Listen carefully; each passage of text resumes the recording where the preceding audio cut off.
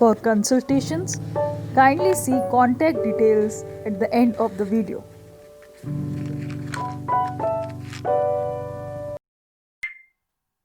Hello friends, मैं doctor Neha Kakkar, homeopathic physician. आज हम बात करने जा रहे हैं टॉन्सिलर एनलार्जमेंट या एडिनॉइड एनलार्जमेंट के बारे में। टॉन्सिलर एनलार्जमेंट यानी टॉन्सिल्स का बढ़ जाना या एडिनॉइड्स का बढ़ जाना एक बहुत ही कॉमन हेल्थ प्रॉब्लम है जो कि हम बच्चों में देखते हैं। वैसे तो ये प्रॉब्लम बड़ों में भी हो सकती है, लेकिन ज़्यादातर ये प्रॉब्लम जो है बच्चों की जो कि एज ग्रुप होता है फ्रॉम 2 to 3 years टू 8 से लेके 10 years तक हम कॉमनली एनकाउंटर करते हैं। इसके लिए हमें सबसे पहले जानना जरूरी है कि टॉन्सिल्स क्या होते हैं। टॉन्सिल्स हमारे गले में और नाक के नीचे जो गले का एरिया होता है उसमें स्थित एक कोशिका या ग्रुप ऑफ सेल्स या टिश्यू होती है, जिसका मेन फंक्शन होता है कि जो भी इन्फेक्शन हम खाने पीने के थ्रू अपने अंदर बॉडी के अंदर हम ले लेते हैं एक्सीडेंटली या अननोइंगली, उसमें मौजूद कोई भी इन्फेक्शन हो जैसे कि बैक्टीरियल या वायरल, उसको वो टॉन्सिल्स या एडिनॉइड्स जो होते हैं उसको ट्रैप कर लेते हैं या उसको अपने अंदर बंद कर लेते हैं, जिससे कि वो आगे शरीर में ना पहुंच पाए।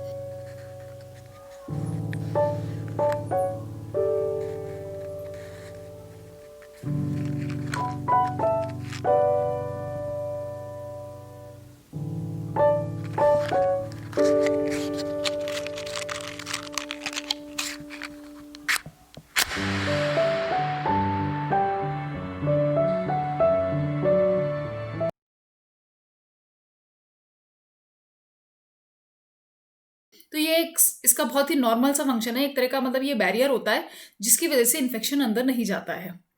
लेकिन अक्सर हम जिन बच्चों में टॉन्सिलर एनलार्जमेंट या एडिनॉइड एनलार्जमेंट होता है उसमें देखा गया है कि ये इन्फेक्शन बहुत ही जल्दी जल्दी होता है, क्योंकि उनमें जो टेंडेंसी होती है वो थोड़े अंदर से उनकी बॉडी वीक होती है या एनर्जी वीक होती है, जिसकी वजह से उनको ये इन्फेक्शन बार बार हो जाता है और उसी की वजह से जो टॉन्सिल्स और एडिनॉइड्स हैं वो बहुत बड़े हो जाते हैं। अब ये टॉन्सिल्स एनलार्जमेंट या एडिनॉइड एनलार्जमेंट की वजह से जो प्रॉब्लम आती है वो है कॉमनली कि एक तो गले में बहुत तेज़ दर्द होता है बच्चे को, या बहुत तेज़ बुखार आ जाता है। उसकी वजह से वो कुछ सटक नहीं पाते हैं, कुछ निगल नहीं पाते हैं खाना या पीना, तेज़ बुखार आता है। और उसकी वजह से क्योंकि बार बार बॉडी में ये इन्फेक्शन होता है तो उसकी वजह से उनकी ग्रोथ भी रुक जाती है, उनकी हाइट रुक जाती है, उनका वेट नहीं बढ़ता है, बच्चे को हमेशा थकान रहती है, चिड़चिड़ा सा रहता है। तो ये मोस्ट कॉमनली प्रॉब्लम्स है। एक तो मेन जो मैंने बताया, गले में दर्द या तो तेज़ बुखार, गले के दर्द कब और बुखार कई बार साथ साथ में आता है, और ग्रोथ प्रॉब्लम्स। तो इस प्रॉब्लम के लिए हम होम्योपैथी में काफ़ी सारी मेडिसिन का यूज़ करते हैं। वैसे तो कन्वेंशनल जो ट्रीटमेंट होता है एलोपैथी में वो मेडिसिन भी देते हैं, लेकिन अल्टीमेटली वो ऑपरेशन बता देते हैं कि हम टॉन्सिल्स रिमूव कर देंगे और वो बच्चा ठीक हो जाएगा, वो यही ट्रीटमेंट बताते हैं।